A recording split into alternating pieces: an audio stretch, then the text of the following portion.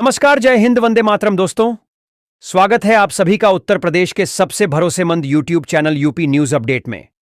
तो दोस्तों, आज हम आपके लिए लेकर आए हैं उत्तर प्रदेश राज्य के हर जिला, हर क्षेत्र की तमाम बड़ी खबरें एवं उत्तर प्रदेश सरकार द्वारा चलाई जा रही सभी सरकारी योजनाएं।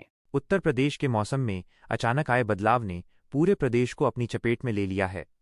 आंचलिक मौसम विज्ञान केंद्र ने आज राज्य के 50 से अधिक जिलों के लिए ऑरेंज अलर्ट जारी किया है।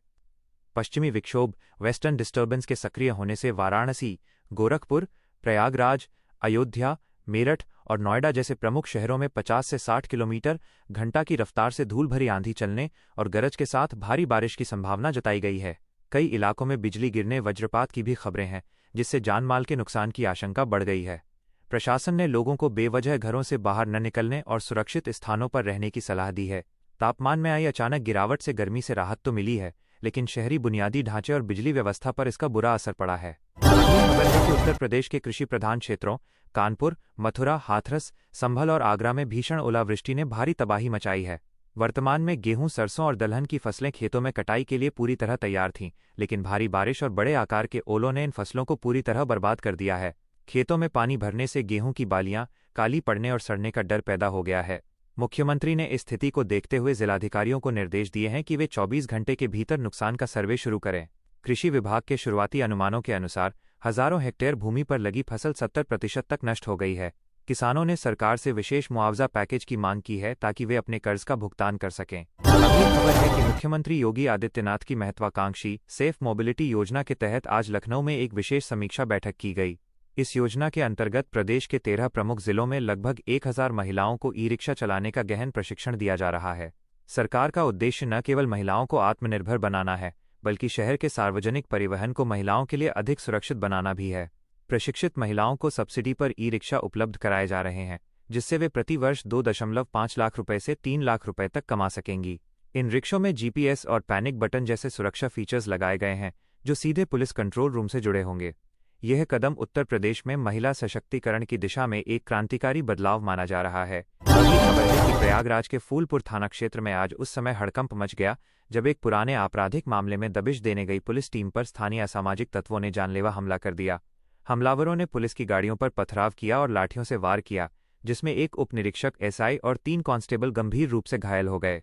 घायलों को तत्काल अस्पताल में भर्ती कराया गया है। घटना के बाद जिले के आला अधिकारी भारी पुलिस बल के साथ मौके पर पहुंचे। पुलिस ने दबिश तेज करते हुए मुख्य आरोपी समेत 4 लोगों को गिरफ्तार कर लिया है। क्षेत्र में तनाव व्याप्त है और किसी भी अप्रिय घटना से निपटने के लिए पीएसी की तैनाती कर दी गई है। आरोपियों के खिलाफ गैंगस्टर एक्ट के तहत कार्रवाई की तैयारी चल रही है। अगली खबर है कि उत्तर प्रदेश की राजधानी लखनऊ को स्मार्ट सिटी और स्वच्छ बनाने के दावों के बीच जमीनी हकीकत परखने के लिए प्रभारी मंत्री सुरेश खन्ना ने आज औचक निरीक्षण किया। भूतनाथ मार्केट और इंदिरानगर जैसे पौष इलाकों में जगह जगह कूड़े के ढेर और गंदगी मिलने पर मंत्री ने नगर निगम के अधिकारियों को जमकर फटकार लगाई। मौके पर मौजूद अधिकारियों की दलीलों से असंतुष्ट होकर उन्होंने 4 बीट इंचार्जों को तत्काल प्रभाव से निलंबित कर दिया। इसके अलावा क्षेत्र के जोनल अधिकारियों और वरिष्ठ सफाई निरीक्षकों का 1 दिन का वेतन रोकने का आदेश दिया गया है।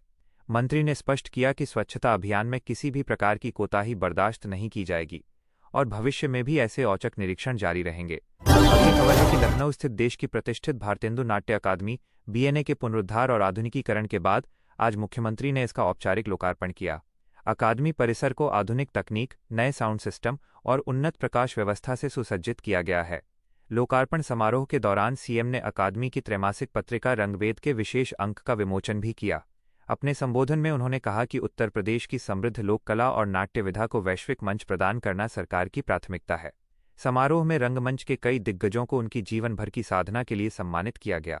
ये अकादमी अब नए पाठ्यक्रमों और अंतर्राष्ट्रीय वर्कशॉप के जरिए युवाओं को अभिनय के क्षेत्र में नए अवसर प्रदान करेगी। अगली खबर है कि मिर्जापुर जिले में भाजपा के नवनियुक्त जिला मंत्री श्याम सिंह यादव के नियुक्ति पत्र जारी होने के कुछ घंटों बाद ही विवाद खड़ा हो गया। उनके पुराने आपराधिक रिकॉर्ड और कई दर्ज मुकदमों की सूची सोशल मीडिया पर वायरल हो गई है। इसे लेकर समाजवादी पार्टी और कांग्रेस ने सरकार पर तीखा हमला बोलते हुए अपराध मुक्त प्रदेश के दावों पर सवाल उठाए हैं। विपक्षी नेताओं का आरोप है कि सत्ताधारी दल अपराधियों को राजनीतिक संरक्षण दे रहा है। हालांकि स्थानीय भाजपा नेतृत्व ने इस पर अभी तक कोई आधिकारिक बयान नहीं दिया है, लेकिन सूत्रों का कहना है कि पार्टी की अनुशासन समिति इस मामले की जांच कर रही है और जल्द ही नियुक्ति पर पुनर्विचार किया जा सकता है। अगली खबर है कि रायबरेली सहित प्रदेश के कई जिलों में स्कूली वाहनों की सुरक्षा को लेकर परिवहन विभाग ने कड़ा रुख अपनाया है। जिला प्रशासन ने निर्देश दिया है कि सभी निजी स्कूल अपने यहां संचालित बस, वैन और रिक्शा का विवरण सरकारी पोर्टल पर 15 अप्रैल तक अनिवार्य रूप से अपडेट करें। इसमें ड्राइवर का लाइसेंस, वाहन का फिटनेस सर्टिफिकेट और सीसीटीवी कैमरों की स्थिति की जानकारी देनी होगी। 16 अप्रैल से एक व्यापक चेकिंग अभियान चलाया जाएगा और मानकों का उल्लंघन करने वाले वाहनों को न केवल सील किया जाएगा बल्कि संबंधित स्कूल प्रबंधन पर भी भारी जुर्माना लगाया जाएगा। यह कदम हाल ही में हुई कुछ छोटी वाहन दुर्घटनाओं के बाद बच्चों की सुरक्षा सुनिश्चित करने के लिए उठाया गया है। जालौन जिले के उरई क्षेत्र में आज उस समय हड़कंप मच गया जब एक बंद घर से बदबू आने पर पुलिस को सूचना दी गई। पुलिस ने दरवाजा तोड़ा तो अंदर सास और उसके दामाद के सड़े गले शव बरामद हुए। शुरुआती जांच में घटनास्थल से कीटनाशक दवा और सल्फास की गोलियों के कई खाली पैकेट मिले हैं, जिससे पुलिस इसे आत्महत्या का मामला मान रही है। चर्चा है कि दोनों के बीच पिछले 3 वर्षों से प्रेम प्रसंग चल रहा था, जिसे लेकर परिवार में भारी विवाद था। पुलिस ने शवों को पोस्टमार्टम के लिए भेज दिया है और मोबाइल कॉल रिकॉर्ड के जरिए मामले की तह तक जाने की कोशिश कर रही है। अगली खबर है कि आज भारतीय जनता पार्टी के स्थापना दिवस के अवसर पर मुख्यमंत्री योगी आदित्यनाथ आजमगढ़ पहुंचे। उन्होंने यहां करोड़ों रुपए की विकास परियोजनाओं का लोकार्पण और शिलान्यास किया। एक जनसभा को संबोधित करते हुए सीएम ने माफियाओं और गुंडों को सख्त चेतावनी दी। उन्होंने कहा कि उत्तर प्रदेश की धरती पर अब अपराधी नहीं पनप पाएंगे और जीरो टॉलरेंस की नीति आगे भी जारी रहेगी। सीएम ने कार्यकर्ताओं को संबोधित करते हुए आगामी चुनावों के लिए कमर कसने को कहा और सरकार की कल्याणकारी योजनाओं को घर घर तक पहुंचाने का आह्वान किया। अगली खबर है कि ताजनगरी आगरा के नगर निगम कार्यालय में आज अभूतपूर्व हंगामा देखने को मिला। भाजपा के एक वरिष्ठ पार्षद ने नगर आयुक्त पर विकास कार्यों में बाधा डालने और भ्रष्टाचार का आरोप लगाते हुए तीखी नोकझोंक की। मामला इतना बढ़ गया कि हाथापाई की नौबत आ गई। पार्षद का दावा है कि शहर के लगभग 450 विकास कार्यों में भारी अनियमितताएं बरती गई हैं। उन्होंने चेतावनी दी है कि यदि इस मामले की उच्च स्तरीय जांच नहीं हुई तो वे इलाहाबाद हाईकोर्ट का दरवाजा खटखटाएंगे। नगर आयुक्त ने इन आरोपों को निराधार बताया है, लेकिन इस विवाद ने स्थानीय राजनीति में हलचल मचा दी है। अगली खबर है कि कानपुर के बाहरी इलाके में आज तड़के पुलिस और बदमाशों के बीच हुई आमने सामने की मुठभेड़ में एक शातिर अपराधी घायल हो गया। 25,000 रुपये का इनामी बदमाश पुलिस की घेराबंदी देखकर उन पर फायरिंग करने लगा, जिसके जवाब में पुलिस ने भी गोली चलाई। बदमाश के पैर में गोली लगी है, जिसे हिरासत में लेकर अस्पताल में भर्ती कराया गया है। पुलिस ने उसके पास से चोरी की भारी मात्रा में ज्वेलरी, एक अवैध तमंचा और कारतूस बरामद किए हैं। इस अपराधी पर लूट और हत्या के प्रयास के कई मामले दर्ज थे। पुलिस अब उसके अन्य साथियों की तलाश में छापेमारी कर रही है। अगली खबर है कि उन्नाव जिले में आज शिया समुदाय के सैकड़ों लोगों ने खामेनेई की शहादत पर आयोजित एक बड़ी शोक सभा में हिस्सा लिया। कार्यक्रम में विशेष अतिथि के रूप में पहुंचे मौलाना यासूब अब्बास ने सभा को संबोधित करते हुए शांति और भाईचारे का संदेश दिया। उन्होंने अंतर्राष्ट्रीय राजनीति पर चर्चा करते हुए डोनाल्ड ट्रंप के हालिया बयानों को गैर जिम्मेदाराना करार दिया। शोक सभा के दौरान सुरक्षा के कड़े इंतजाम किए गए थे और जिले के वरिष्ठ अधिकारी खुद स्थिति पर नजर रख रहे थे।